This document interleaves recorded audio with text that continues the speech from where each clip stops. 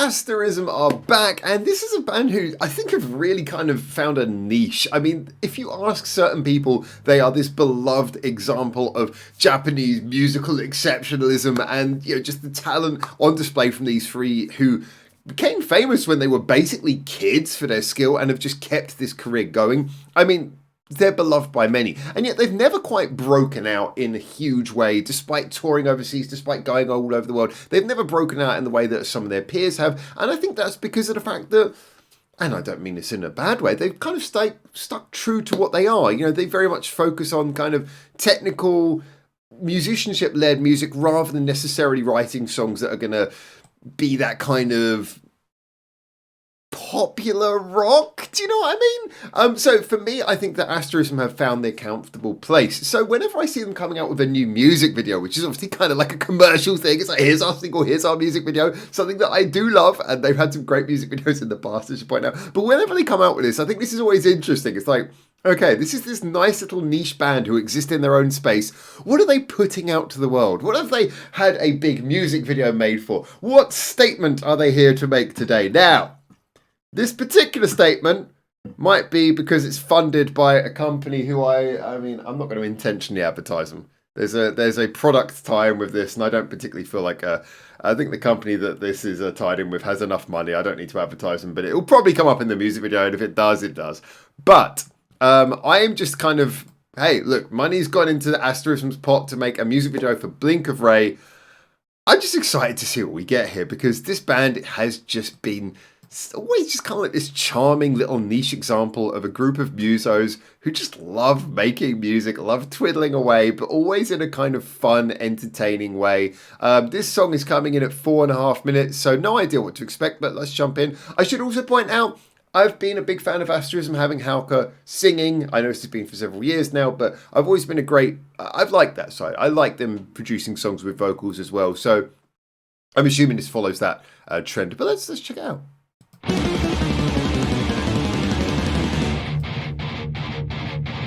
That was Asterism for a start. Okay.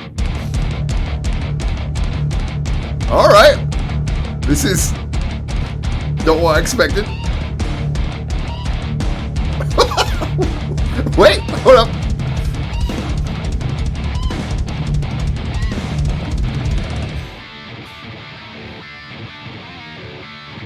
We're gonna be old school here, okay.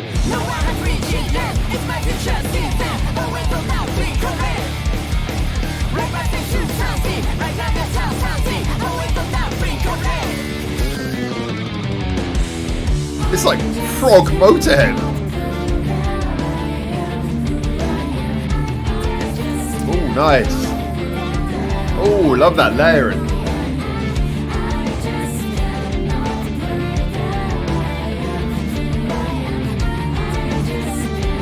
Oh yeah, having those vocal layers separate like that.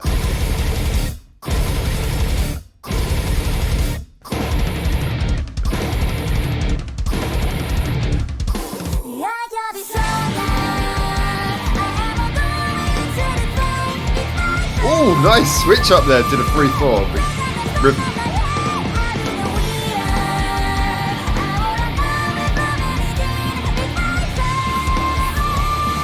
Oh, loving it.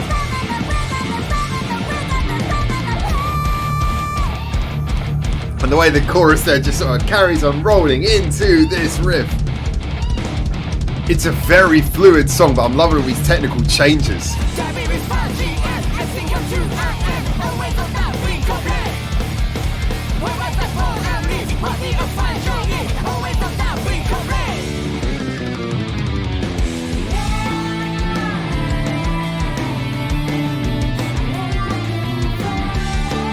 See, both the hard charging bits and these beautiful bits just work so much better because they contrast each other.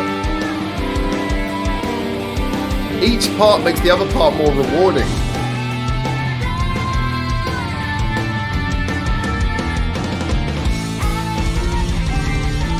Oh, we're building up, okay.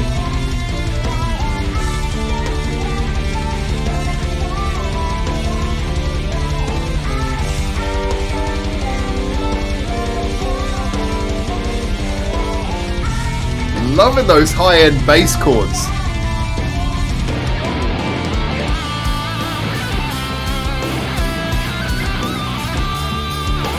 You knew it was coming.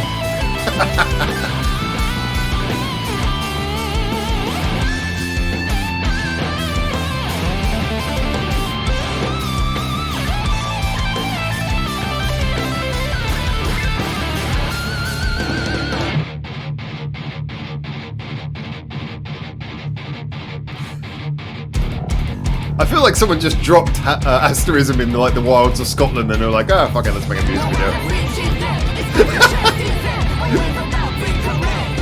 It just feels so intuitively just like...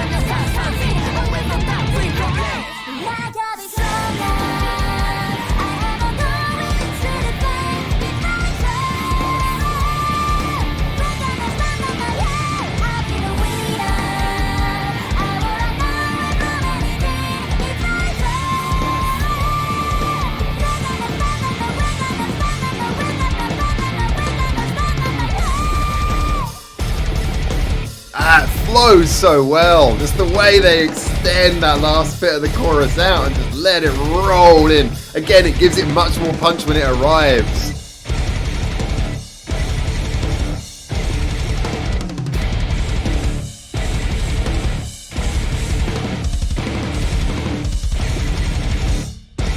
I am really impressed with what this has done in such a short time.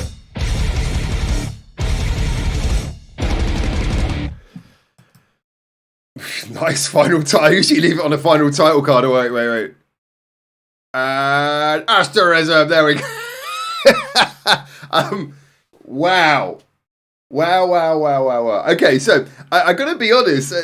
This initially was not what I expected, and yet when it started playing, I was like, yeah, do you know what? But this should have been what I expected. Asterism have done a fair range of stuff, but this is kind of like, this is their comfortable territory where, as mentioned, they feel like those kind of musos who like to sit around and kind of like go over old prog songs and listen to clever ideas and just sit there with the guitars formulating songs. And I will say that I think that this is a really great example of the kind of more proggy music that I do like, where rather than just being some kind of sprawling mess of just, oh, here's some clever ideas, this really feels like it's a song where it goes in a direction. It really feels like, and it's 4.5 minutes, but it feels concise. It doesn't feel like it outstays its welcome. It doesn't feel like it's just sitting there, like I say, showing off. There's a guitar solo in it, but it's a guitar solo in like the right place. It really punches in well and doesn't, again, outstay its welcome. Everything here, concise, purposeful, feels like it's going somewhere. And that's something that kind of like a lot of proggy bands forget, is that your song still has to sound purposeful. It's not just a showcase of ideas. It's got to show that you're really kind of like pushing an emotion across. And for me, I thought this was really great, but it caught me by surprise when it first comes in, because first of all, you have that like running down the guitar neck. It's very, very Asterism, but then we get a good few seconds of just sort of like one note, double kick drums. I'm like, we just going generic metal? This was my initial feeling. Just this, and then... And it's like, okay, it's a build-up, but it's really interestingly sort of very direct for Asterism. And then even when the vocals come in, the vocals are kind of like, it's not a melody, it's just kind of like a shouted chant, da-da-da-da-da-da-da. And again, I'm sort of getting like sort of Motorhead vibes and thinking, well, that's all well and good, but it's kind of surprising. But again, it's that whole thing where you do things for the sake of contrast. They do that because then when you get these beautiful layered vocals come in later, it just feels so nice. The fact that you sort of gone from this where you're sort of charging and headbanging, and then when you burst out into those beautiful melodic bits, it feels so much more freeing. Probably.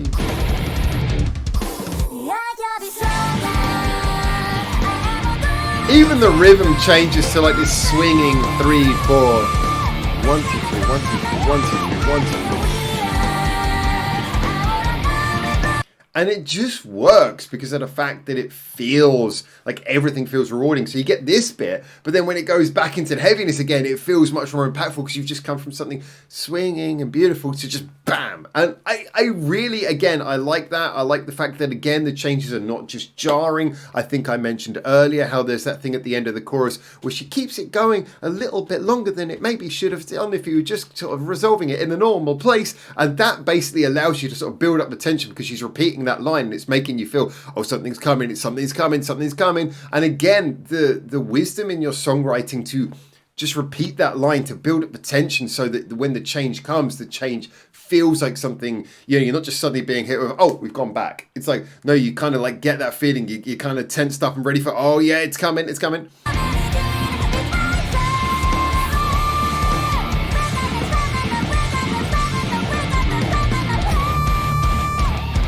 And even there, the way she holds the note, so that final note goes over the heavy bit coming back in, it's sort of designed so that everything flows beautifully. This song has a really good flow to it. It goes through so many things in 4.5 minutes. The musicianship doesn't even need to be talked about. We already know they're great.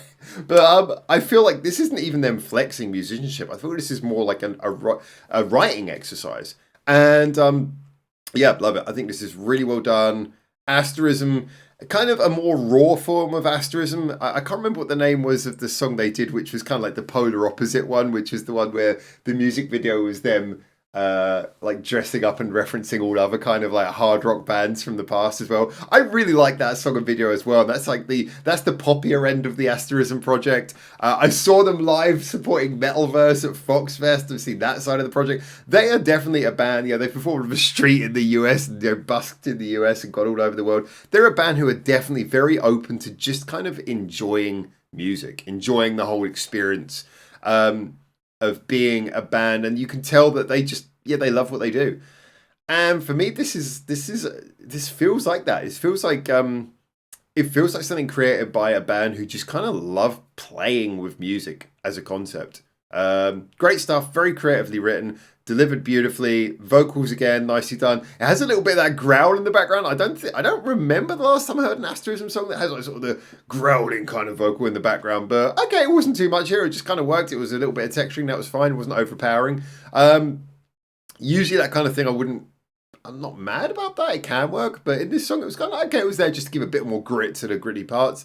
But as in general, this whole song just felt like it worked really nicely. Would I come back to this? I think I will. You don't get so many bands doing these really sort of nice songs that have like a bit of a proggy element, but don't descend into guitar wankery. This kind of like nice, concise, proggy, full of ideas, but also full of purpose kind of music. It's we don't get enough of it, so I would probably return to this. I'd probably give it more listens. Definitely enjoyed it on first listen, but as always, get in the comments and tell me what you think. Until I hopefully see you very soon in Japan for the next one of these. For now, ciao, ciao.